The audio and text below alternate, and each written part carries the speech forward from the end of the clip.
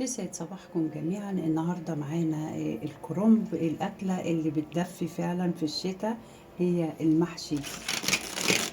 هنعمله بالطريقة التقليدية، مش هنقعد بقى نقطعه 3 أجزاء ولا كده اهوت عشان الورق ما يتهدرش معانا.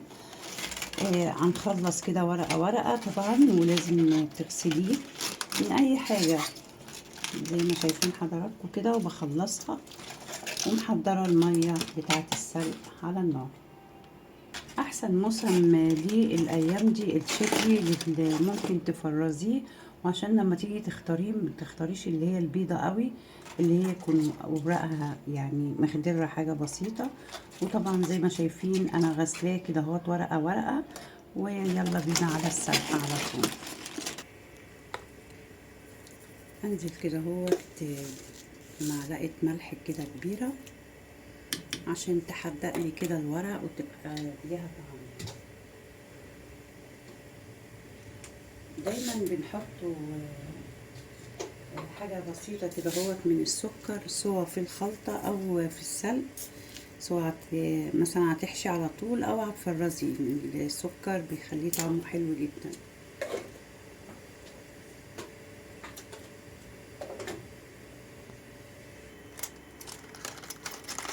ما يهمكيش الهيشان بتاعه ده، أول بس ما المية تعمل عليه كل ده هوت ايه و3 دقايق ونطلعه عشان الورقة ما تتهرش مننا وتبقى مش لطيفة يعني.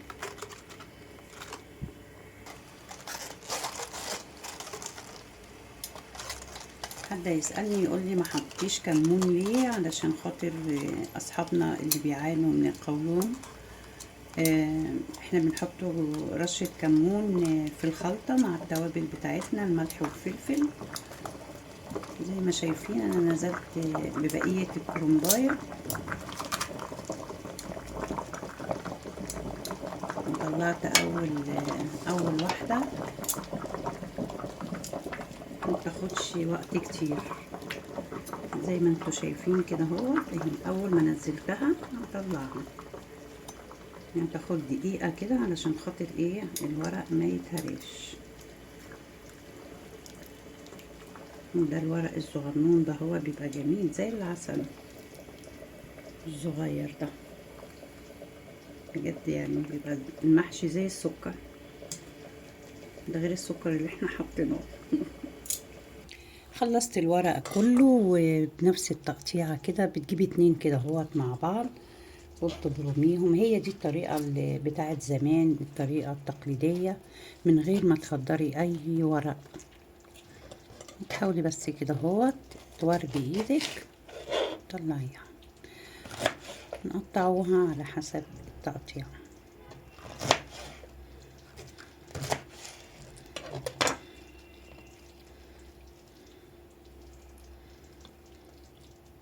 سهلة وسريعة جدا. نعمله كمان واحدة تانية. حابة تعملي واحدة واحدة براحتك، حابة تعملي 2 بتبقى أسرع. الناس اللي بيقولوا الكرنب صعب وبتاع، مفيش صعب، مفيش حاجة في الدنيا صعبة يعني. خلصنا 3 ورقات أو تقريبا يعني تلت الورق الصغير ده هو بناخده على 2 كده.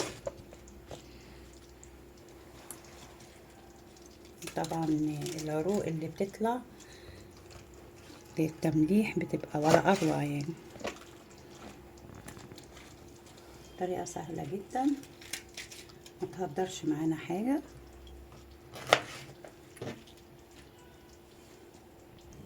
خلصت معانا كده اهوت الكرنبايه، برغم ان هي صغيره لكن طلعت ورق كتير. هي الطريقه التقليديه بتاعتنا البسيطه السهله اللي مش بتهدر اي ورق. وطلع معانا العروق دهيت هنملحها، نحط طبعا فص توم عليها، حبه شطه، معلقه خل، وتاكلي احلى مخلل سكر في الدنيا. اتفضلوا معانا ويلا بينا على الحشوه. هنحضر الخلطة كده. طبعا الرز مغسول، الرز المصري انا بحط على كل كوبايه رز بصلايه متوسطه كمان.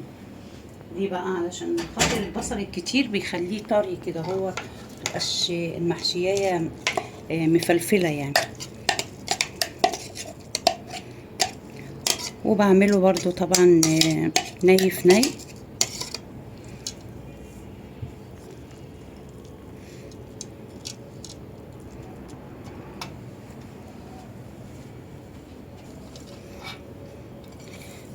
ودي طبعا الخضرة بتاعته اللي هو البقدونس والشبت والكزبرة.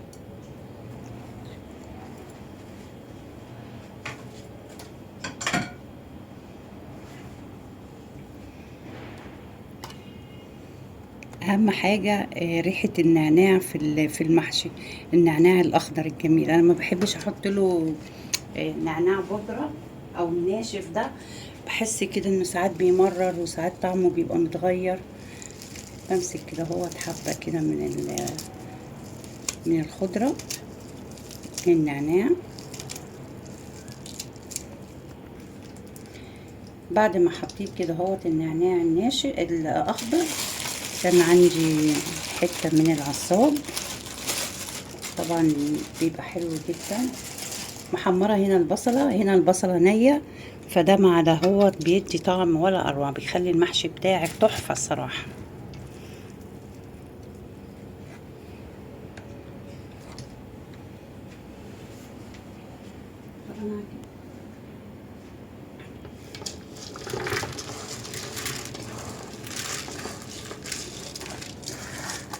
طبعا لقيت العدلية دهيت صغيرة، قلت كده ايه اما احطها في حاجة كبيرة، ربنا يوسع علينا جميعا. وقبل ما انزل بالطماطم عشان البصل واللحمة يعني يمتزجوا كده ببعض.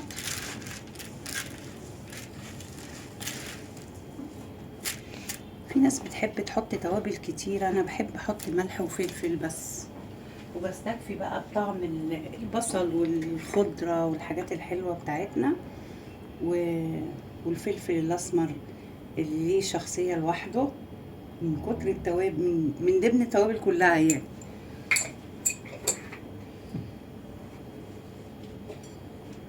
وانزل بالملح،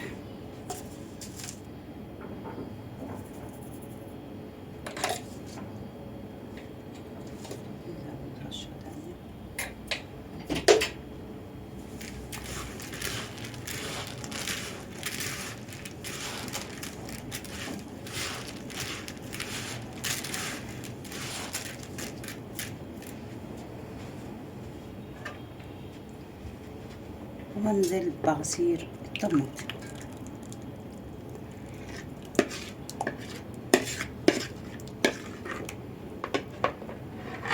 ربنا يخلي ايدينا نضيفة وزي الفل.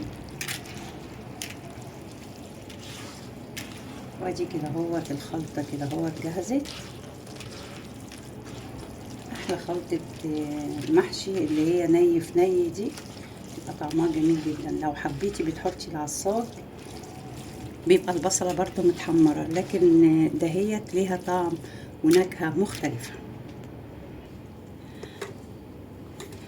مبطنة هنا هوت الحلة بشوية طماطم وشوية بصل طرنشات او اجنحة. احط لها برضو رشة فلفل كده على الخلطة. انا بحط زيت، حبيتي وهو بقى بيستوى بقى مع الشوربة وكده هوت عايزة حتة سمنة، يبقى تحفة كده. جهزت معانا وعلى اللفة على طول هنا.